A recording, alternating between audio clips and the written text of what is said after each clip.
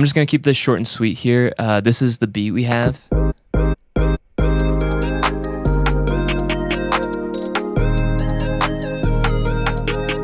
And then we have the main vocal here, which I recorded on AirPods. I imagine most people are either using like wired headphones or maybe they do have AirPods. The only thing is make sure you are wearing headphones. Otherwise, the sound of the song, the instrumental track, is going to bleed through and it's going to cause some weird issues. This is the desktop version. It looks a little different, but like all this stuff you can do on your phone. I imagine that's what most of you are using. I'll start with the raw vocal. Fucking a bang.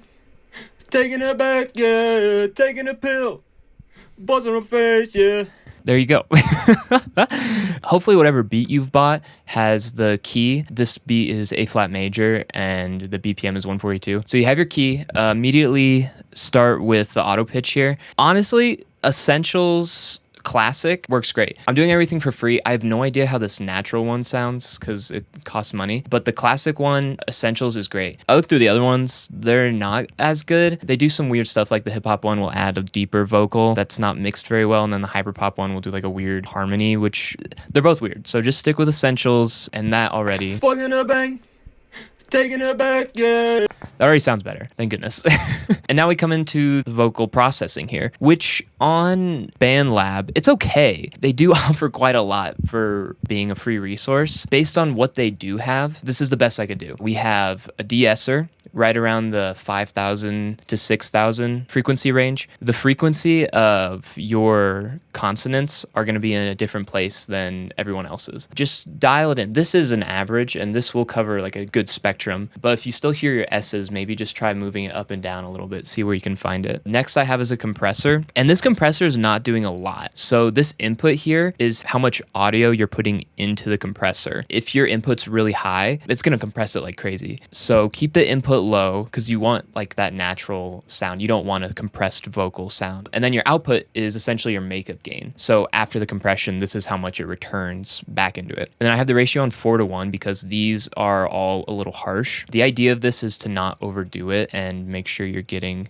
as clean of a sound as possible. I did try the other compressors. This one sounded the best and seemed to be the most intuitive, so that's why it's in the vocal chain. Next is gonna be EQing. I wish BandLab had some sort of like visual EQ. This is what I've come to. So add some lows, especially if you're recording on headphones. Adding lows will make your vocals sound more warm. Then the highs, this is where that commercial sound comes from. If you're recording on headphones, you should be very careful. Most headphones already are lacking like low mids, so you're already getting a lot of highs in headphones. So just be careful with the EQ. Every voice is different, and even within every voice, you have different tonalities. If you sing lower, maybe you want to trim the lows down a little bit. EQing is very vocal specific, and this is only a 3-band EQ, so you're a bit limited, but this is a good start. The next thing I have is really important. This is a low cut. So the multi-filter allows you to use a high pass filter to take out sub frequencies in your vocals. Again, everyone's spot's going to be different and it really just cleans up your vocal. And then this echo, obviously optional, but I do add this because most people will just like crank the feedback or crank the mix, and it should just be like really subtle. And you might not even want it, so I would just suggest turning it off. And that's about it. Like it's literally just DS, compress, EQ.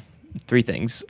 So this is what it sounds like with the effects on it. Fucking a bang, taking it back, yeah, taking a pill, buzzing her face, yeah. Another thing I would recommend is to cut out these sections here where you're not singing or talking, and that's just to cut out any sort of room noise that you turned up in the EQ and the compressor. The next part is your reverb layer. This is an exact copy of the previous one. Basically what you want to do here is use a studio reverb. So what you're going to do with this reverb is crank your mix to 100%, and this way you're getting a dry and a wet signal. In most other DAWs you can like use a bus or some kind of grouping, and you can't do that in BandLab. So this is what you have to do, and it's fine. It works just fine.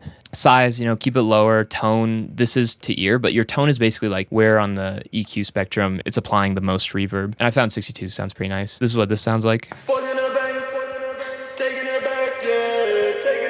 Yeah, so it's just supposed to add ambience. If you think it's too much, turn it down or the gain down in the mixing track. So another thing with the reverb track was this multi-filter high pass. I'm cutting more lows just so that I can focus usually around like 500 to 3K range. I find is pretty nice. You want to save a lot of space for the lead, so think of your reverb as sort of support. And then the next layer, this is your harmony. Fucking a bank, taking it back, yeah. This one should be quiet. You should feel this one more than you hear it. Your harmony is going to be the same vocal preset as your lead. And then if you want, you can add echo and reverb. On this, I have it so that the high pass is cutting a little bit more lows out. That's just like to taste. I was singing lower and I thought it was pretty muddy when the frequency was lower. So I just turned it up a little bit to cut out more of that. And that's it. So these three together sound like this. Fucking a bank, taking it back, yeah. Taking a pill, bust on her face, yeah. So all together, it sounds like this. Fucking a bank, taking it back, yeah. Taking a pill, bust on her face, yeah. There you go. If you put it up against a studio microphone like this one, you can never achieve that same audio quality. This is great like for a demo.